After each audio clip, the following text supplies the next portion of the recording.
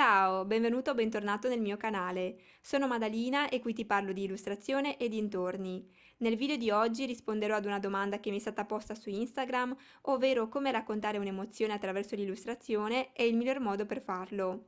Ringrazio Mariansky per aver partecipato al mio sondaggio e ti invito ad unirti alla mia community di Instagram per parlare di arte e per essere aggiornato su quello che creo. Se hai suggerimenti o idee per le prossime tematiche da approfondire qui su YouTube, iscriviti al mio canale e scrivimi sotto nei commenti.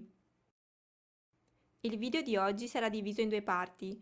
Nella prima parte parlerò di che cosa significa emozionare e nella seconda parte di quali sono gli accorgimenti per esaltare un'emozione.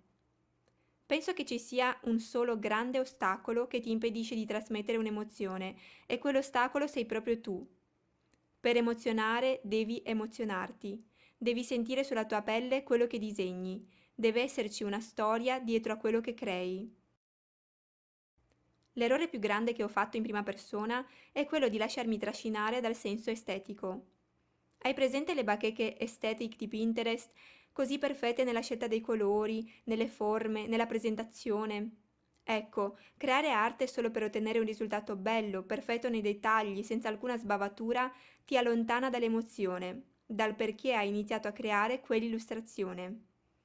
Un consiglio prezioso che ho ricevuto un paio di anni fa è be intentional, sii intenzionale, non fare le cose solo per il gusto di farle, ma chiediti, chi è il protagonista della mia illustrazione? Perché si trova in quel posto? Come si sente in quel momento? Perché si sente così? Farsi queste domande e soprattutto saper rispondere a queste domande quando si guarda una propria illustrazione è fondamentale. Se tu hai chiaro il perché del tuo disegno e l'emozione che prova il tuo personaggio, anche chi sta dall'altra parte lo percepirà. Ci sono diversi accorgimenti per sottolineare un'emozione. Ripeto sottolineare perché l'emozione devi già averla chiara in mente. Il primo accorgimento è sicuramente la palette colori. Scegliere una palette coerente con l'emozione che vuoi trasmettere è fondamentale. Prendo come esempio l'illustrazione che sto dipingendo. Il mio personaggio Shiitake è un ragazzino del bosco fatto di legno e con dei funghi che gli crescono in testa. Da qui il nome Shiitake, come i funghi shiitake. È una creatura vivace, curiosa, sempre alla ricerca di nuovi funghi, e come ben si sa, i funghi escono dopo la pioggia. Ecco che in questa scena Shiitake è fermo su un tronco sotto la pioggia. Non è particolarmente felice, anzi sembra pensieroso e forse anche un po' annoiato per l'attesa. Shiitake è anche un tipo solitario, al momento non conosce altre creature come lui. Per rappresentare tutto questo ho scelto una palette colori spenta, con tonalità come i grigi bluastri, i verdi grigiastri, i marroni verdastri e così via. L'unico colore più vivace lo troviamo sulle scarpe e su alcuni funghi in testa. Questo per contrastare la monotonia degli altri colori e per accentuare le caratteristiche del personaggio, cioè la vivacità e i pensieri. Di Shiitake troverai altre due illustrazioni nel mio Instagram a supporto della sua personalità. Se avessi voluto rappresentarlo in un momento più gioioso, avrei scelto dei colori più vivaci, come il giallo, il rosso, l'arancione acceso e così via.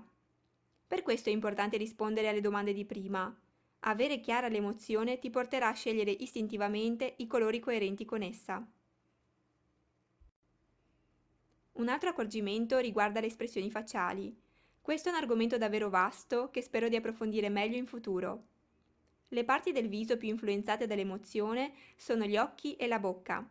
Se il personaggio è felice, gli angoli della bocca saranno posizionati in alto, viceversa se è triste.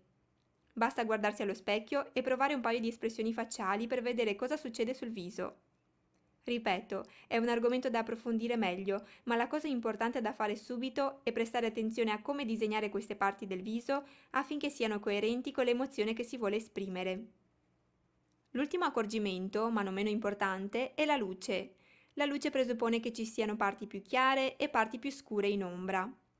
Questo ci aiuta di solito a dare volume a quello che dipingiamo. Ma la luce è importante anche per enfatizzare uno stato d'animo. In questa illustrazione, se noti, c'è un raggio di luce calda proveniente da sinistra. Questa luce indica che la pioggia sta per finire e quindi l'attesa sta per finire e questo dà speranza al personaggio. Nell'illustrazione dell'ibisco invece ho scelto una luce calda filtrata dalle foglie, che potesse trasmettere calore e dolcezza.